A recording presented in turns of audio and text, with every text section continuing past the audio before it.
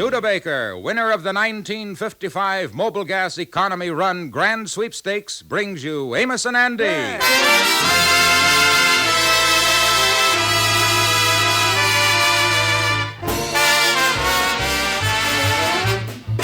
The Amos and Andy Show, written by Joe Connolly and Bob Mosier, transcribed, and featuring Ernestine Wade, Johnny Lee, Amanda Randolph, Roy Glenn Sr., Lud Gluskin's music, yours truly, Harlow Wilcox, and starring radio's all-time favorites, Freeman Gosden and Charles Correll.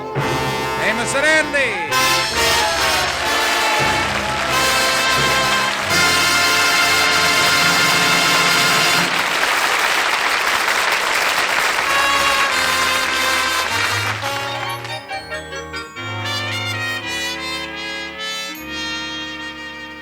Contrary to public opinion, it's not all squabbling and fighting at the home of George Kingfish Stevens, his wife Sapphire, and her mother.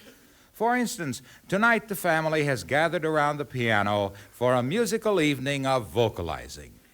I see your smiling face, a fireplace, a cozy room.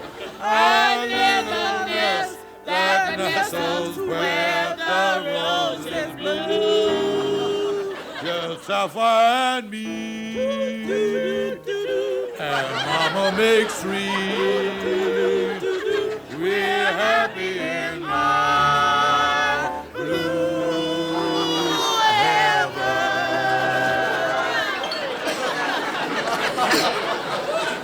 Well, that was very nice, wasn't it? Yeah, it wasn't bad harmony considering the fact that we had to carry old Gravel Throat with us there.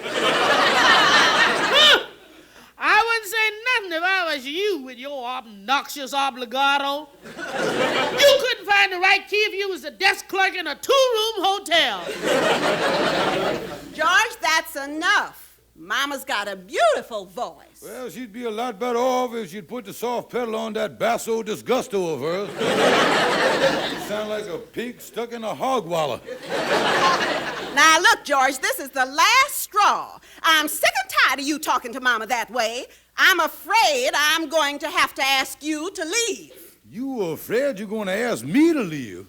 Well, that is a laugh. Ha, ha. It so happens this is my home, and I has the legal right to reside therein. And when I is herein, ain't nobody gonna throw me there out whosoever. Is that so, Baldy? Yes, sir. Nobody put me out, Big Mouth, cause this is my home. And a man is king in his own domain. Daughter, would you mind opening the door while I abdicate the Duke of Windsor here?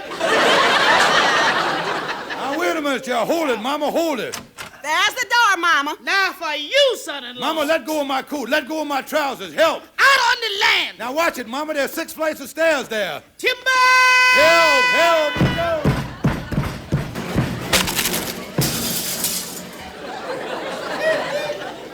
I'm getting more distance, daughter. This time he went right through the vestibule door.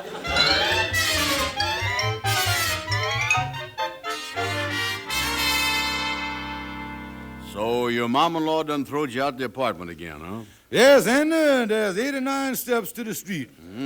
The ones I didn't catch with my head, I got with my sacroiliac.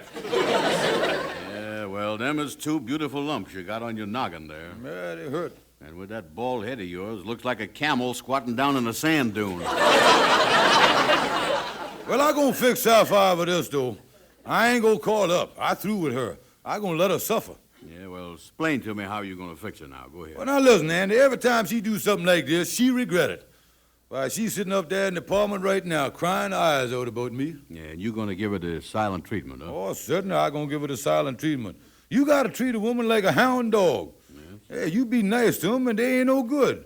You treat them mean, they come around licking your hand, begging for favors. Well, now, wait a minute. I don't know about that. You know, we had a hound dog, and Papa was always treating it mean. But the dog was always begging to get on Papa's lap. Then one day, Papa give in, and we found out why the dog was begging to get up there all those years. He bit Papa right smack in the neck. Oh, no, Sandy, I knows my women, I tell you. I knows them like a book. Sapphire be calling me up saying, Oh, you gotta come back to me. Oh, you gotta. I was heartbroken. Please, George, please. Oh, George. Holy smoke. If she's gonna carry on like that when you go back, you better take a net with you. You're pretty sure of yourself, ain't you? Oh, you will see, Anna. She'll be calling me. She'll come crawling like a hound dog. She'll. I'll get it out. Yeah, like a hound dog. Hello? Oh. Hey, Kingfish. Rover is on the phone. See there, Anna? There's something for you. I told her she'd call me up, and that's what she done. Yeah, she done called. Oh, I knows my women. Watch me toy with her. Give me the phone. I'll play with her like a cat with a ball of string here. Listen to this. Well, woman, now that you has called me, I guess you what's that? You don't need me. You got a job. The moving van do what? My clothes out in the street. Bag and baggage. Seeing the judge. Yeah, I'll get him then. Yes, Rover. Yes, ma'am. Yes, ma'am.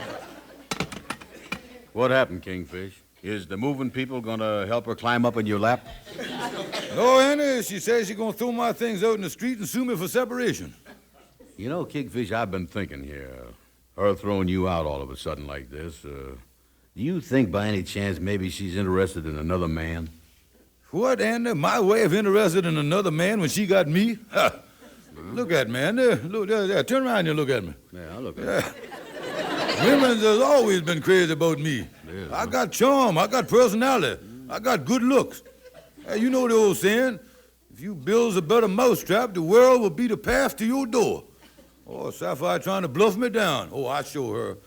I'll go up there, pack my clothes, and get out of there. I'll show her. Come on, you can give me a hand up at the place. Come on, go up there with me. Yeah, well, Kingfish, I've been thinking here, you know. I know it's true about the better mousetrap and everything, but at your age, Sapphire might just be looking for a fresher piece of cheddar. Oh, yeah.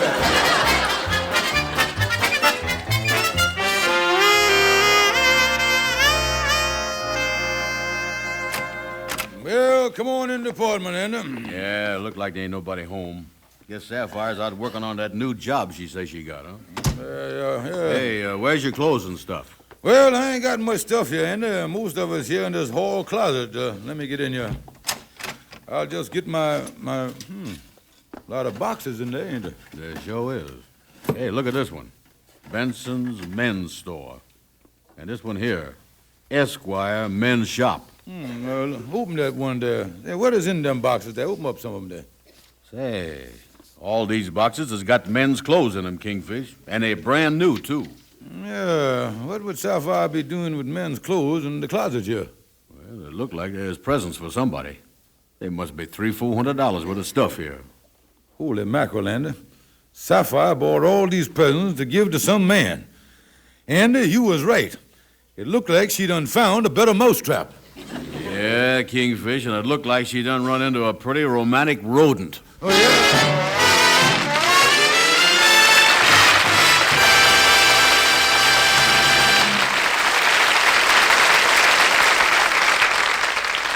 Mike Wallace reporting.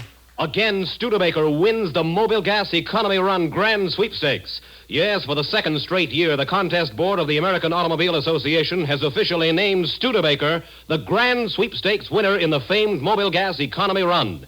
Here's proof of Studebaker's economy where it really counts, on the open road. This year's Mobile Gas Economy Run took 3 days and covered 1,323 miles. It covered every kind of road between Los Angeles and Colorado Springs. Deserts, mountains, open highway, traffic-filled cities. 22 great American cars were entered, representing every price class. All were equipped with automatic drive. And Studebaker once again won over them all, with a record of 58.6 ton miles per gallon. An astounding 27.4 actual miles per gallon. Remember, the Mobile Gas Run is the proving ground for the whole automobile industry's engineering skill. It's the cold-blooded, impartial test of gasoline mileage. And again, Studebaker's gas-saving engineering scored a sweeping victory. Again, Studebaker proved itself America's #1 economy car. See the Mobile Gas Sweepstakes winner. See Studebaker, the car that leads them all in proved gasoline economy. Get all the facts at your Studebaker dealer. And get this, Studebaker is now priced right down with the lowest. Yes, low in cost, low in upkeep. The smart car to buy is Studebaker. Again, the Mobile Gas Grand Sweepstakes winner.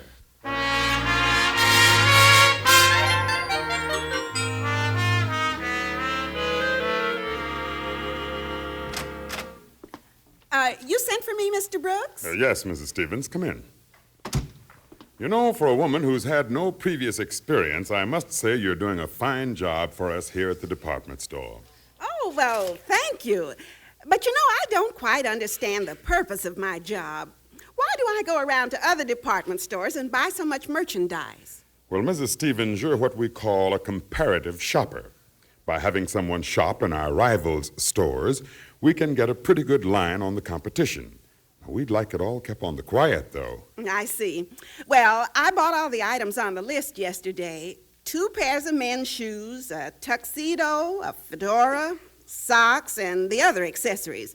Of course, most of the things are in different sizes. Oh, you bought them in different sizes. Well, that doesn't matter. Well, I did just what you told me. I took all the clothes home, and they're in my hall closet. When shall I bring them to the store? Oh, no. We don't want you to be seen coming in the store with merchandise. I'll tell you what. I'll drop around at your place later in the afternoon and pick them up myself.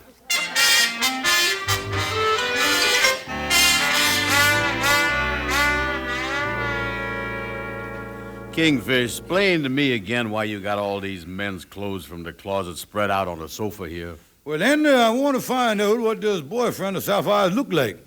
And I'm going to be able to tell from the size of his clothes and shoes what kind of a physique he got. It might be somebody I know, you know. Yeah, that's right. You can get a pretty good picture of him from the clothes, all right. Well, Andy, we'll start here with the shoe. Let me see these tan shoes here. He wears a size 6.5. Yeah, but, hey, look at these evening slippers here. They're a size 10. This boy's feet must really swell up at night. He must be on his feet a lot. Yeah, well, at least we know he don't work for the government.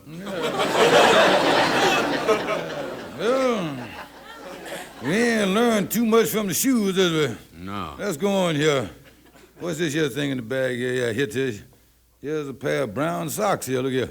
Yeah, and look at there. Size 13. If he jams them size socks into them 6.5 shoes, he gets a nice lap over there. Yeah, we'll lap over there. Either that, Andy, or this boy's toes curl up on him like the front of a toboggan or something like that. Yeah, well, I don't know what this fella's got, but I don't think it's his feet that attracted Sapphire. Wait a minute, Andy. Here's a sports shirt here.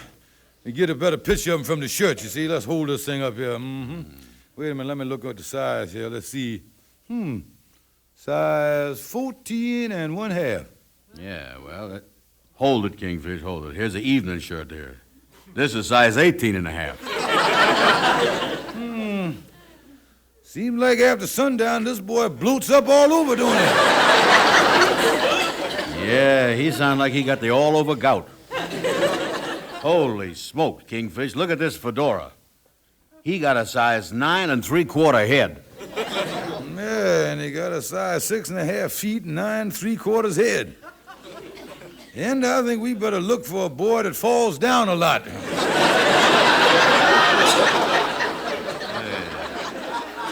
You know,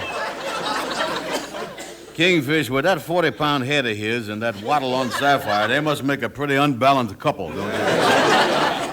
If ever I get my hands on this man, I'm going to rip him. Yeah, wait a minute. The door is ready to bed. Get the door.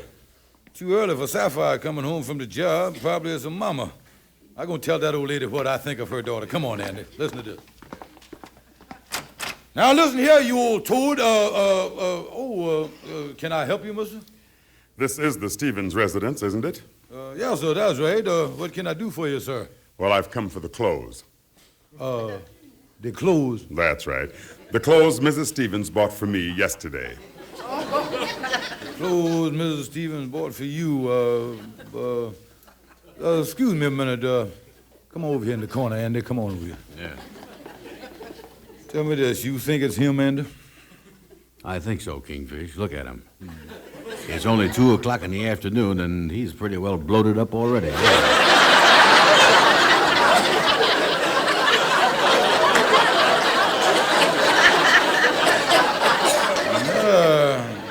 He a big fella already. Yeah. Wait a minute. I tell you what I'm going to do, Andy. I'm going to see if I can appeal to his better nature here. Yeah, appeal to that. Go ahead. Say, what is all this? Mister, does you happen to know that Mrs. Stevens has a husband?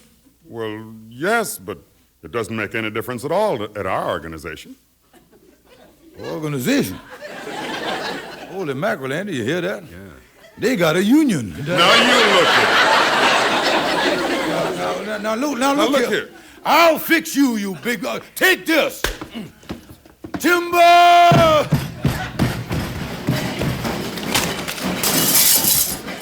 Kingfish, you done throwed the fella down the stairs. I ain't through with it yet, Andy. Give me them clothes. I'm going to take them down and throw them in the furnace. That's what I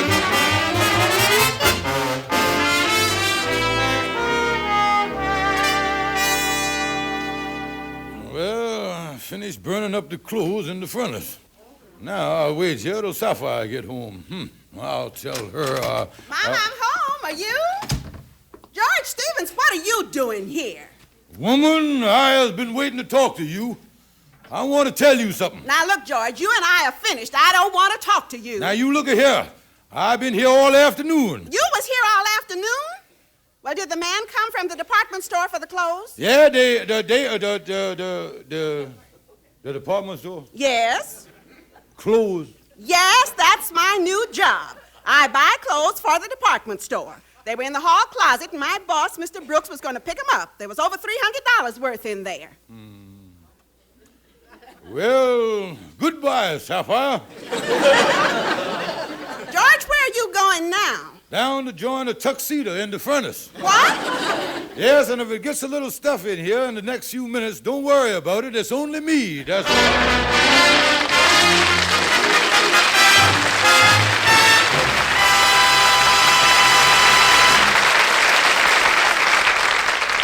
Mike Wallace again. Once more, the winner is Studebaker. For the second straight year, Studebaker has won the Mobile Gas Economy Run Grand Sweepstakes Award. Studebaker's Mobile Gas Sweepstakes record, 58.6 ton miles per gallon, a remarkable 27.4 actual miles per gallon.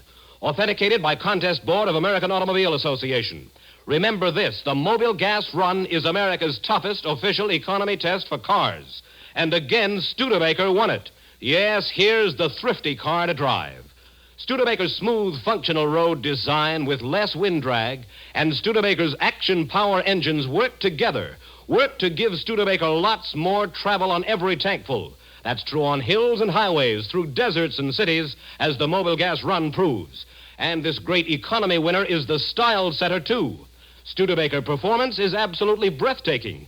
And listen to this. Studebaker is now priced right down with the lowest. Yes, anyway you measure value, here's the smart car to buy. Find out for yourself. Visit your Studebaker dealer and see all that Studebaker has to offer. It's the home of the Mobile Gas Sweepstakes winner. Home of the really smart car buy.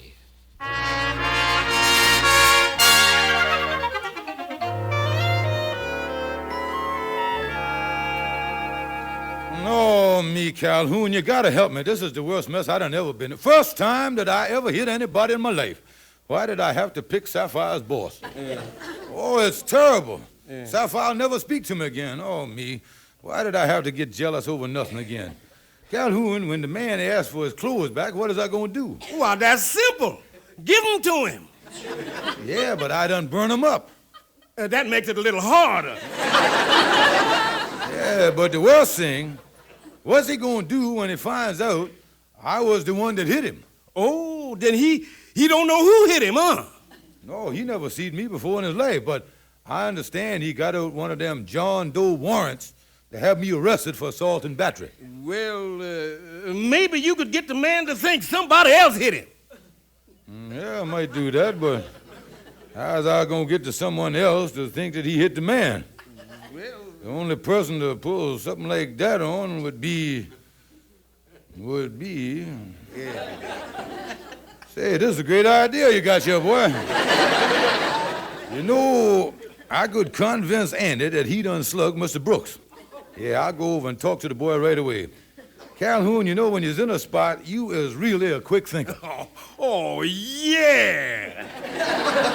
I always has been. Well, just last week I was driving out in the country, breezing along about 60 miles an hour, and then all of a sudden up ahead I see this little pig run out in the road. Well, right then and there I realized I only had two choices to make. I could hit that poor little pig, or I could run off the road and smash my expensive automobile.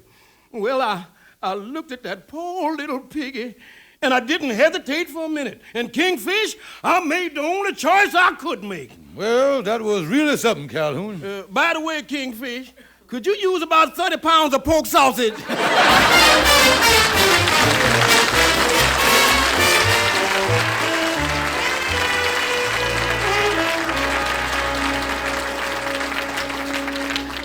Say, Kingfish, explain to me again about me being the one that hit Mr. Brooks yesterday. What is that again? Well, like I tell you, Andy, you done slugged the man up at my apartment, knocked him right down the stairs. Well, now, how come if I hit a fella that I don't remember nothing about it? Well, Andy, the only explanation is that you was in such a blind rage that you completely forgot what happened. Yeah? Oh, things like this happen to prize fighters all the time.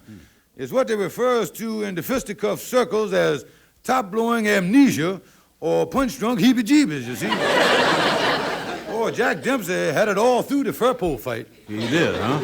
Oh, yeah, when Furpo knocked him out of the ring, out into the audience, Dempsey didn't know what was going on. He sat down in the ringside seat, bought himself a hot dog, and turned to the fella next to him and said, "Who's fighting tonight, bub?" Listen, Kingfish, listen here. Is you trying to tell me that I could have a fight, knock a fella downstairs, and not remember it? Yes, Andy. The medical explanation is that when you get mad, the adrenal gland starts pumping adrenaline through your system. It rushes to your head, and, well, the next thing you know, you was sitting there with a snoot full of adrenaline. That's what you got. My head, huh? Oh, yeah, and before you knows it, it starts soaking into your brain like brandy in a fruitcake. All of a sudden, you go, ugh, and you blacks out and start slugging. Holy mackerel. I really hit that fella, huh? Oh, yeah, and, well, what made you spring your sprocket was when the fella wanted to hit me. That's when you got mad. Oh, yeah, I got mad, huh? Oh, Right. mad? Your eyes really popped out of your sockets, boy. No fool. Yeah, it looked like somebody squeezing 2 tubes of bloodshot toothpaste. Yeah, you fainted once with your left, and then you brung up the uppercut right off the floor, and that boy took off over the banister like a saber jet. Holy smoke, my pancreas really must have been pinging. I don't remember nothing like that. Oh, you was a terror, Anna. I think the crowning blow was when you picked up the clothes and run down the basement and threw them in the furnace. Throwed the clothes in the furnace? Oh, yeah, Anna. Oh, I understand the Notre Dame football team do that sometime after a tough victory. Oh, after one big game, their opponents left the stadium in the BVDs. Yeah. Cats, that must have been some fight if I done that. Oh, great fight, Andy, great fight. And like to say in the fight game, to the victor go the spoils. Oh, yeah. Oh, sure, yeah. So just drop down to the police station, pick up the warrant they got for you for assault and battery, and I'll see you later, Andy. Yeah, well, I'll get right down there and assault and battery. Oh, yes, Andy. Just one of them things. You might have to pay for the clothes, serve 10 or 15 days in jail, but while you were sitting in the clink, you'll have the consolation knowing you fought a good fight. Well, I guess if I done them things, I got to pay for them. After all, Well, how is you, fella? Hi, Amos. Well, hello, Emma. Say, Amos, walk me down to the jailhouse, will you? I got to give myself up. Give yourself up? Yeah. Excuse me, boys. I just remember I got to run down and file my income tax. I'll be back. Yeah, go ahead, go ahead. Wait a minute, Kingfish. Don't leave here now. Wait a minute. Is this got anything to do with that Brooks fella that you hit yesterday, Kingfish? Oh, no, Amos. I hit him. I had the blind rage. Now, look, Andy, the Kingfish hit him. He is just trying to blame it on you. Kingfish? I feel that adrenaline snapped at my liver again. Now, look, Andy, wait a minute. Now, unclench your fist there. Now, wait a minute. I'm going to tell you the truth now. Look Tell here. me something. I had to do it to you, Andy. Now, look here. I is in terrible trouble. If my wife finds out that I is the one that hit her boss, we'll be finished forever. And I'll never be able to get back with my wife again. And I ain't got $300 to pay Mr. Brooks for the clothes I burned up neither. Yeah, well, that was a dirty trick to pull. You shouldn't have tried a thing like this. Well, now, look, Kingfish, you is in trouble. Now, we down at the Lodge Hall are going to see if we can't help raise the money for you. Yeah. Oh, thank you, boys. And I'll tell you one thing. If my wife takes me back, I ain't never going to fight with her again or Mama again. I knows how to handle women now. You got to flatter them. No matter what they say, you got to tell them they is right. Yeah, you're right there. Yeah. Oh, yeah, Amos, from now on, I'm going to turn their heads with flattery. I'm going to turn them with kindness. Well, Kingfish, if I was living with them two old goats, I'd want to turn their heads all right. Or mine.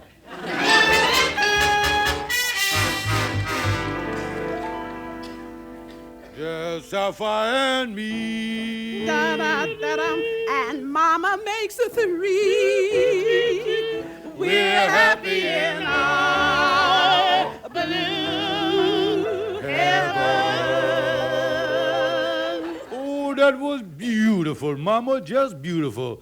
Mama never sung more beautiful, did you, Sapphire, darling? Well, Mama, I thought you was just a little bit off key. What nonsense. I never sing off key. Must have been you, dear.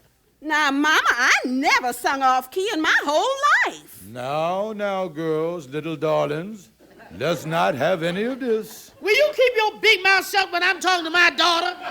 Yes, George, must you always butt in? Well, I was just trying to avoid a fight here. How dare you accuse us of fighting? Yes, Baldy. What are you, a troublemaker? Well, now, wait a minute. Don't you shout it, Mother. I'll fix him. Let go, Mama, let go me. No, not the stairs again. Oh.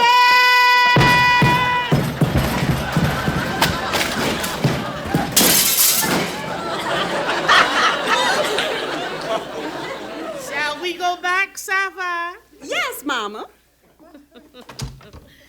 Daughter. Yes, Mama. If you please. Dum-tum-ta-dum-tum. Da-da-da-dum. We threw out the bomb. Da-da-da-dum. We're happy in our blue heaven.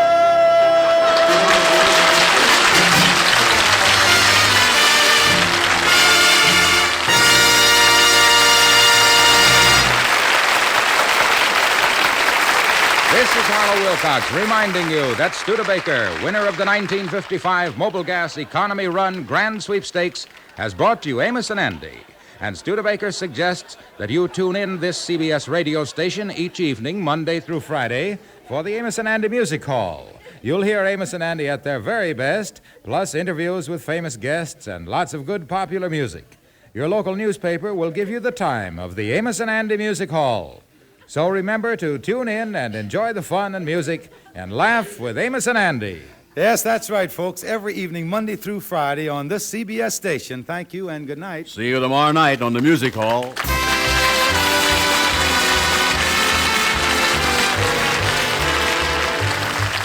Be sure to be with us at the same time next Sunday for the Amos and Andy Show, transcribed and directed by Cliff Howell. Now stay tuned for Our Miss Brooks, which follows immediately over most of these same stations.